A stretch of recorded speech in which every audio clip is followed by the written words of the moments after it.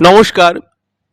5 মিনিটের পাঠশালার পক্ষ থেকে সকলকে জানাই আন্তরিক অভিনন্দন। আজকে আমরা কাজী নজরুল ইসলামের কিছু জীবন কথা নিয়ে আলোচনা করব। কাজী নজরুল ইসলাম 1899 সালে 24শে মে অর্থাৎ 11ই জ্যৈষ্ঠ 1306 বঙ্গাব্দে বর্ধমান জেলার চুরুলিয়া গ্রামে জন্মগ্রহণ করেন।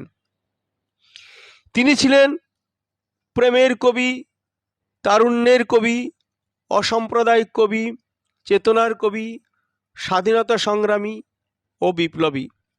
ছোটবেলা থেকেই তার দারিদ্রতার মধ্যে কালযাপন। ছোটবেলায় গ্রামের মক্তবে পড়াশোনা করেন। নজরুল খুব ভালো বাঁশি বাজাতে পারতেন। গ্রামীণ লোকশিল্প লেটো গানের দলে যোগ দেন এবং দারিদ্রতার জন্যে তিনি রুটির ভাটিতেও কাজ করেন। তিনি রানীগঞ্জের শিয়ারশোল রাজ হাই স্কুল থেকে 1917 সালে মাধ্যমিকে প্রিটেস্ট না দিয়ে সেনাবাহিনীতে যোগদান করেন। 2.5 বছর পর সেনাবাহিনী ছেড়ে আবার কলকাতায় ফিরে আসেন। কলেজ স্ট্রিটে কলকাতার মুসলিম সাহিত্য সমিতির অফিসে বসবাস করতে থাকেন এবং বিভিন্ন পত্রপত্রিকায় লেখালেখি শুরু করেন। 1922 খ্রিস্টাব্দে প্রকাশিত হয় তার বিদ্রোহী কবিতা, যা সারা ভারতে খ্যাতি লাভ করে। ওই বছরই 1922-এর 26শে সেপ্টেম্বর তার লেখা আনন্দময়ীর আগমনে কবিতা ধূমকেতু পত্রিকায় প্রকাশিত হয়। ব্রিটিশ শাসকের চোখে অপরাধমূলক ওই কবিতার জন্য 1922-এর 23শে ডিসেম্বর কুমিল্লায় গ্রেপ্তার করে কলকাতায় আনা হয়। চিফ ম্যাজিস্ট্রেট সুইনহন বিচারে 1 বছর সশ্রম কারাদণ্ড দেয়। প্রথমে আলিপুর জেল এবং পরে 1923 সালে 14ই এপ্রিল হুগলি সেন্ট্রাল জেলে স্থানান্তরিত করা হয়। জেলে অব্যবস্থা ও অত্যাচারের প্রতিবাদে 39 দিন একটানা অনশন করেন। অবশেষে রবীন্দ্রনাথের শিলং থেকে পাঠানো টেলিগ্রামের পরিপ্রেক্ষিতে এবং বিরজা সুন্দরী দেবীর অনুরোধে অনশন তুলে নেন এবং পরে বহরমপুর জেলে 1923-এ 8ই জুন স্থানান্তরিত করা হয়। নজরুল ইসলাম 2600 সঙ্গীত রচনা করেন। মোর প্রিয়া হবে এসো রানী, দেব খোপায় তারার ফুল। তুমি আমার প্রিয়া হবে রানী, আকাশের তারা দিয়ে ফুল বানিয়ে তোমার খোপায় বেঁধে দেব। কর্ণে দোলাবো তৃতীয়া তিথির চৈতি চাঁদের দুল। তোমার কানে চৈত্র মাসের তৃতীয়া তিথিতে যে চাঁদ ওঠে সেই চাঁদ দিয়ে দুল বানিয়ে দেব। কণ্ঠে তোমার পরাবো বালিকা, হংস শাড়ির দোলন মালিকা।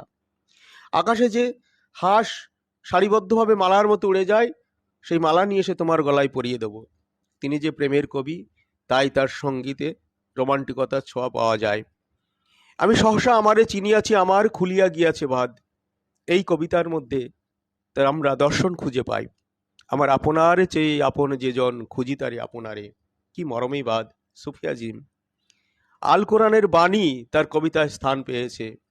কান্ডারিয়ে তরি পাকামাঝি মাল্লা, দাড়ি মুখে সারি গান, লা সারি পাল্লা। তিনি প্রথম গজল রচনা করেন 1926 সালে আরবি, উর্দু, হিন্দি ভাষা মিশ্রণে। আলগা করগ খোপার বাদন, দিল ওহি মেরা ফাঁসি গাই। ঈদের আগমনী গান রচনা করেন। অমন রমজানের ওই রোজার শেষে এলো খুশির ঈদ। কবি সারা জীবন পরিবার নিয়ে রোগ ব্যাধিতে জরাজীর্ণ হয়েছেন। চিকিৎসার পয়সা পর্যন্ত অনেক সময় জোগাড় করতে পারেননি। নিজের পুত্র সন্তান বুলবুল যখন 4 বছর বয়সে মারা যান, তখন কাফন, দাহন ও গোরস্থানের খরচ বাবদ টাকা জোগাড় করতে তিনি পারেননি। 1964 সালে স্ত্রী প্রমীলা 23 বছর শয্যাশায়ী থাকার পর মৃত্যুবরণ করেন। 1974 সালে ছোট ছেলে অনিরুদ্ধ, প্রখ্যাত গিটারবাদক, তিনিও মৃত্যুবরণ করেন।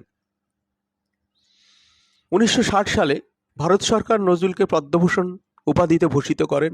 1969 সালে রবীন্দ্রভারতী বিশ্ববিদ্যালয় ডিলিট উপাধিতে ভূষিত করেন।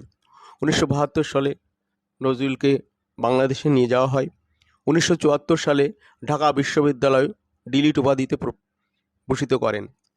বাংলাদেশ জাতীয় কবির মর্যাদা দেন। 29শে আগস্ট 1976 সালে ঢাকায় তিনি পরলোক গমন করেন। তার একটি গানে উল্লেখ ছিল, মসজিদের ওই পাশে আমায় কবর দিও ভাই, যেন গোরের থেকে মুয়াজ্জিনের আজান শুনতে পাই। তাই ঢাকা বিশ্ববিদ্যালয়ের কেন্দ্র মসজিদের পাশে তাকে সমাধিস্থ করা হয়। ধন্যবাদ।